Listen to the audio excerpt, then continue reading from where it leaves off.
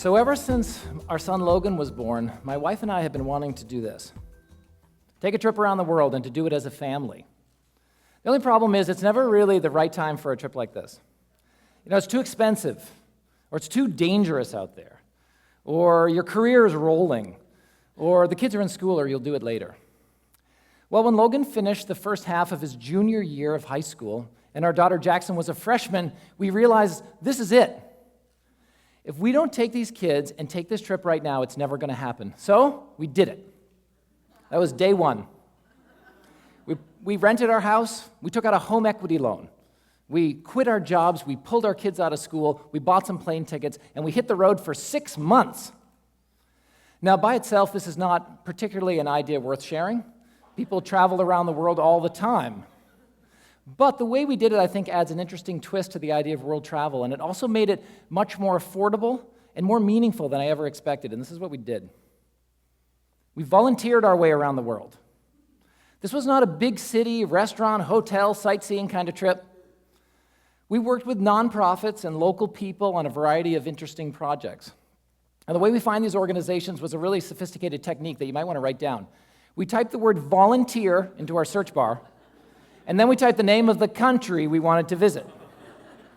That's pretty much it. Our plan was to stay at least 30 days in each place, long enough to get the lay of the land and maybe have a little bit of impact. But beyond that, we really didn't know what to expect. Some people report their lives are forever altered by a single week of overseas service. So what could 6 months do? Well, there's only one way to find out. Our first stop was Costa Rica and a stay at the Oso Wildlife Sanctuary. The sanctuary sits on 700 acres of unbroken rainforest. There are no roads in or out, no hotels or restaurants. You got to get there by boat. It's also the only place on the planet that's raising orphaned or injured monkeys outside of cages. While we were there, we lived in cages. Every time we stepped outside, we were just part of the larger monkey troop.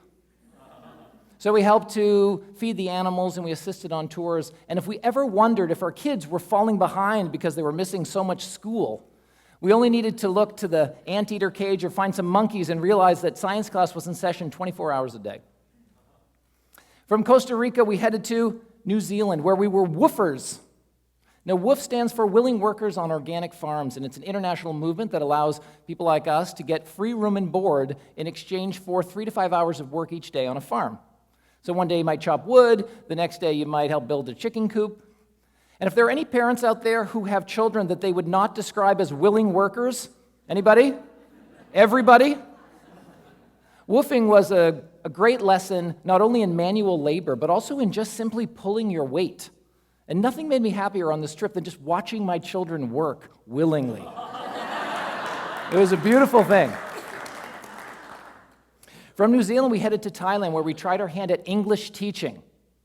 Now, it bears mentioning that none of us had any experience teaching English, but that was okay with Michael Anderson, who was the founder of an organization called Voluntai.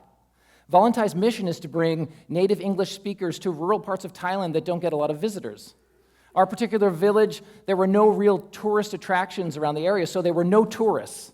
And that made us something of a novelty act, to say the least, particularly our kids.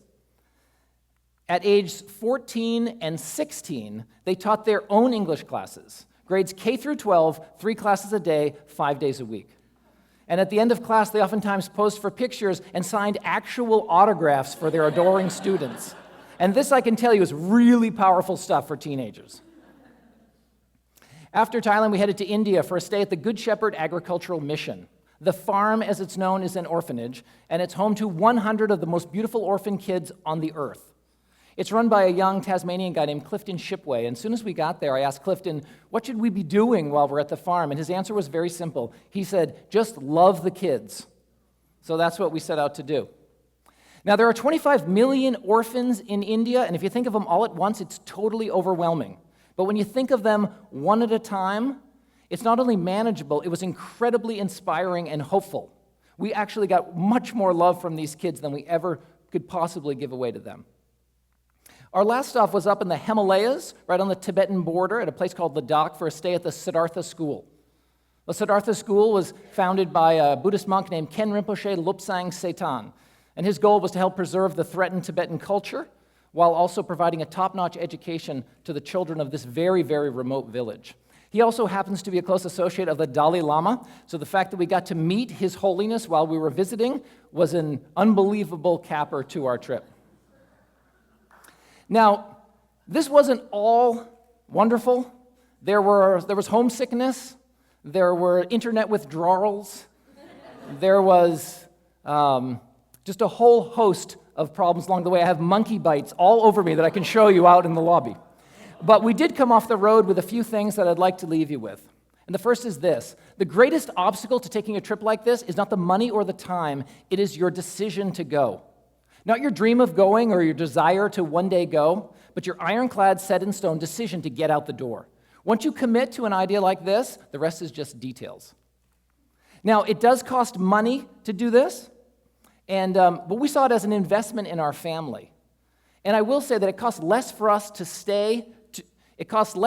to volunteer our way around the world for 6 months than it would have cost us to stay and live in our regular lives.